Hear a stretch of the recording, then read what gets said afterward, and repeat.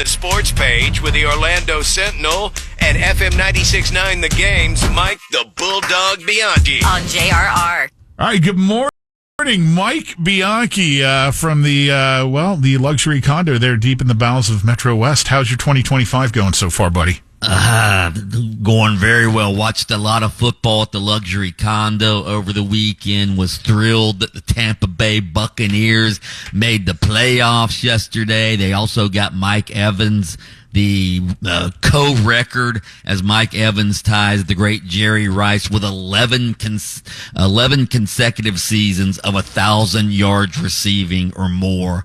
Unbelievable. Got it on the last play of the game, and the Bucs end up winning the game 27-19 over the Saints. That clinched the playoffs for the Buccaneers. And $3 million in the bank. $3 million in the bank as a bonus. Can't forget that.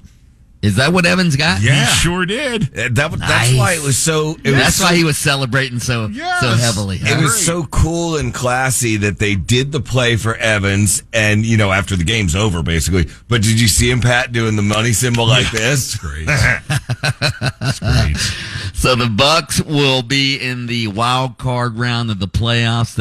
I think they play next Sunday night. Yeah, correct.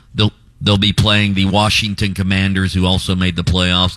Dolphins did not make the playoffs. They lose to the Jets 32-20 yesterday. Aaron Rodgers, by the way, got his 500th career touchdown pass. It didn't matter because the Dolphins weren't going to make the playoffs anyway because the Broncos beat the Chiefs, who didn't have any of their starters in the game. So the Broncos blitzed the Chiefs 38-0. That would have eliminated the Dolphins anyway. Now Tyreek Hill wants out of Miami, dog. Yeah. I don't know what's going on in South Florida. Jimmy Butler wants off the Heat, and now Tyreek Hill wants out of Miami as well. He's become a real distraction for that franchise. Stephen Ross, the owner, did say after the game, put out a statement that Mike McDaniel, the head coach, and Chris Greer, the GM, will be back, but it's going to be interesting to see what they do with Tyreek Hill, because again, he seems like he's becoming a cancer on that team. Not good. So Dolphins out. Jaguars will probably fire their head coach,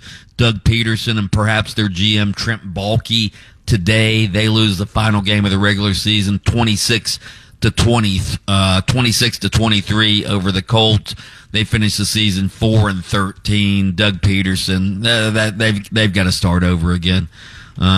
That franchise is moribund right now. Your Meatheads got it done last night. Lynch 31-9. The Detroit Meatheads beat the Vikings 31-9. That clinches the number one overall seed in the NFC for the Lions, which means they get home field advantage throughout the playoffs. So big win for them. Jahmyr Gibbs, by the way, wow, running back, scored 4 touchdowns in the second half last night. So yeah. Packers end up not only losing to the Bears yesterday, they may have lost their starting quarterback, Jordan Love, and one of their best receivers as well, Christian Watson, to injuries during the game. Watson's injury looked really bad. I don't know what's going on with Jordan Love. It looked like he injured his wrist. So hopefully he'll be back for the playoffs. We've already had one coaching firing in the NFL. The Patriots, after one season, have fired Jared Mayo, who, again, coached the Patriots this 1 year. He replaced Bill Belichick, but they made a change. Did he even make it out of the stadium before he was fired? I don't. It was like right after the game when it was being reported that he'd been fired. I don't know if Robert Kraft, the owner, went into the locker room after the game and fired him. I don't know. So, yeah. Hey, way to go. Congrats on the win, screwing up our draft pick, and here's some banana boxes. Fill them up and get the hell out. Beat it, Mayo. We'll have HR escort you out of the building. Right? Did anybody else think it was ironic that Mayo worked for Kraft? Because I never even thought about that. Maybe I had a couple beers, but I was at my friend's house, and they kept talking about Mayo, and I'm like, is this like a Kraft joke? I'm dead serious. Because I don't pay attention to them. I would wait for you to cross-pollinate the Duke's Mayo Bowl in there as well. Yeah, maybe. Yeah, I was going to think, is there an owner named Duke? Oh, man. Or Hellman's? God. So, what else do we have going on in sports? Man, the Magic not only lose last night, they are shorthanded. Now they have Jalen Suggs out with an injury. He injured his back on Friday night. Had to be wheeled off the court in a wheelchair with a towel draped over his head. Don't know when he's going to be back. It's like a MASH unit over there at the Magic. Yeah, it's unbelievable what's going on. Hopefully Paolo's going to be back here shortly, and we don't know yet how serious Jalen Suggs' injury is, but the Magic, they actually won Friday night, raining threes down on the Raptors, but they lost to the Jazz yesterday. The UCF basketball team, see what happened to them yesterday? What happened? They lost to Kansas by 51 points. Oof. 99-48. They lost to Kansas yesterday at home. Not a good way to open up the Big 12 home season with a 51-point loss. What else we have going on in sports? Here's a big shock for you. Jaden Rashada, the transfer quarterback who left Florida, sued the school because of a reneged upon NIL deal. He's leaving Georgia now. Oh. So he reneged on a commitment to Miami.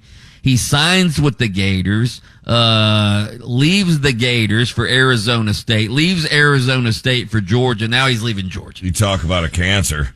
You know, you were talking about Reek before. Come on.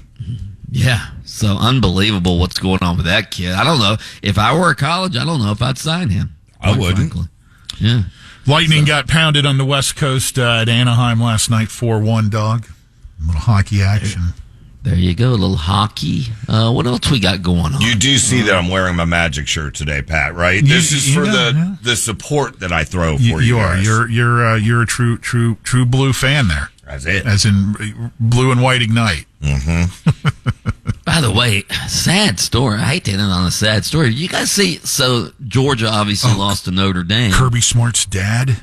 Yeah, Kirby Smart's dad was in New Orleans for the game. I guess he's walking around New Orleans. He takes a fall, fractures his hip, and then he dies after complications with hip surgery. 76 years old. Sad story. Yeah, no doubt.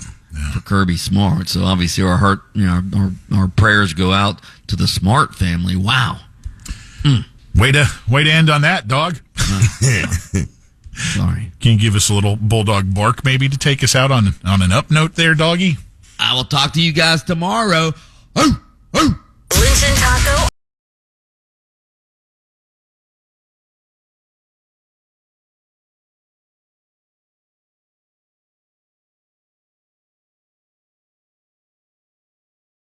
On demand. Download the iHeartRadio app. Safe time.